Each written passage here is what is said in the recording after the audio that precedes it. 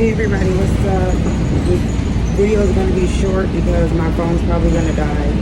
It's the end of the day, guys, and I have had a rough few days, not in a completely bad way. I just took a few Greyhound trips on the bus because recently my car's been repoed, and I'm pretty sure that my family has something to do with dropping the location of the vehicle because I've had this vehicle for over a year and no one ever came looking for the car. So anyway, I just wanted to give you guys a few tips on riding public transportation, including riding the Greyhound. Like I said, I'm kind of tired. I've been out all day, so excuse me for looking rough. And then the lighting on the bus doesn't do me any justice. So on different days, you'll catch me in a different light. So when you're riding a Greyhound bus, depending on where you're going, like if you're traveling from up north to down south, or you're traveling south to north, it's going to be different energy pertaining to which route you're taking. Because if you're leaving from south there, you're going to be leaving with the energy from the south, right? And then you're going to be heading up north, traveling through like Oklahoma, I think Tuscaloosa, and of course Illinois. So you're going to be traveling through the Montana, Indiana, and stuff like that. So there's going to be a few stops along the way. Later on, I'll get my bus ticket and tell you guys the stops that you actually take when you're coming from where I'm at and you're heading towards the other way. So basically, one, you want to be on time for your bus. You want to be there early. Like, don't even play no games, because most of the time when you're paying for Greyhound, you're paying a lot of money. You're paying just as much as you would pay for a plane ticket, maybe $100 cheaper or $200 cheaper. But my ticket from south to north was about $200, $250. I don't know how much my ticket was the first time because I didn't pay for it. My daughter's father paid for it for me and her. So on the way back, I paid for my ticket, and when I tell you it was expensive, it was expensive.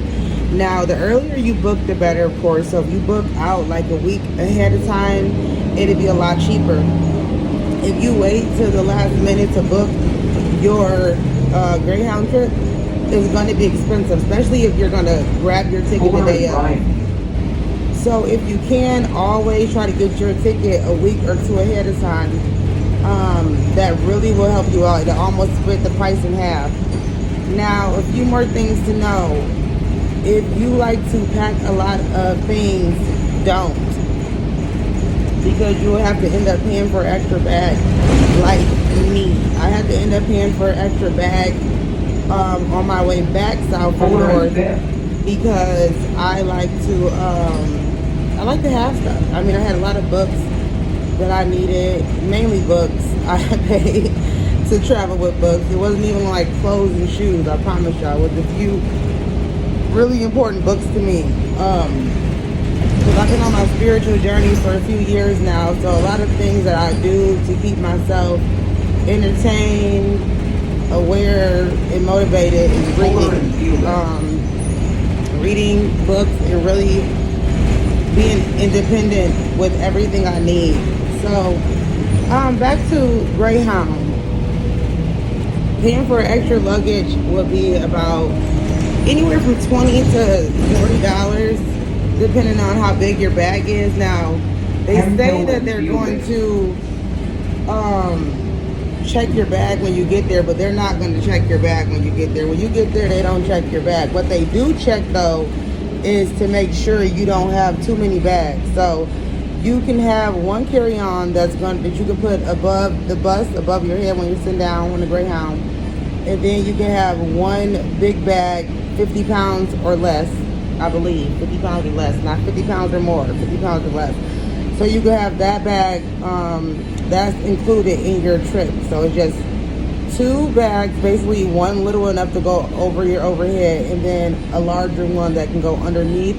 And remember the pounds. Like if they look at this bag and the bag is just like too huge, they probably will check your bag. So try to stay within the pounds that they give you, which is 50 pounds. That's a really reasonable amount to consider traveling, let alone with a bag.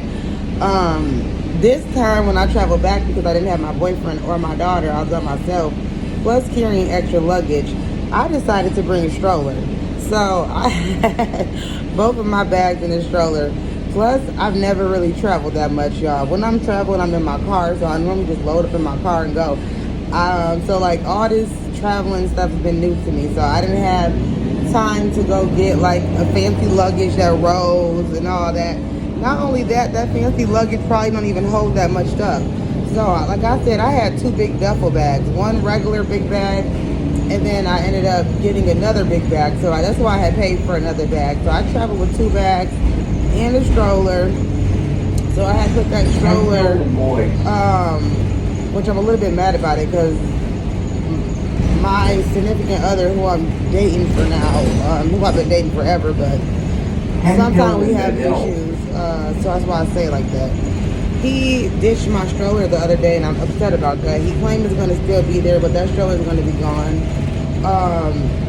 And so anyway, that stroller got me from up north to down south when we're stopping at the stops, because you stop at multiple stops along the way on the Greyhound.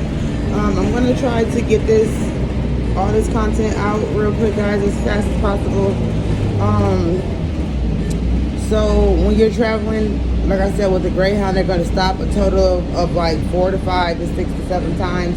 It just depends on where you're headed along the way. And then not only that, you change buses a lot on Greyhound. So you're not going to be on the same bus the whole time. If you think you are, you're not. So don't get too comfortable.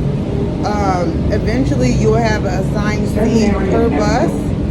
But sometimes people just sit wherever they want to sit. So kind of check the energy of the bus.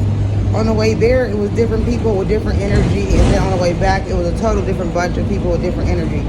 So it just depends on, you know, who's around and what's going on and all that good stuff. So, another thing, when you're going to the Greyhound location stops, like basically when you're going to the stops, like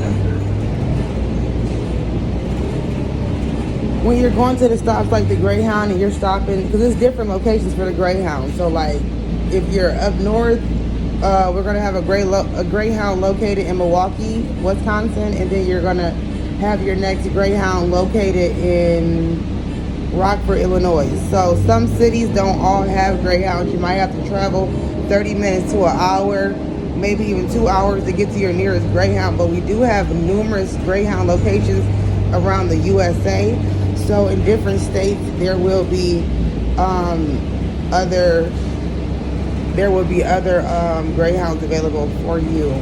Now I might have to make a part 2 because I'm on a public bus and I don't want to be talking when someone else get on the bus, just to show respect to the other passengers of the bus.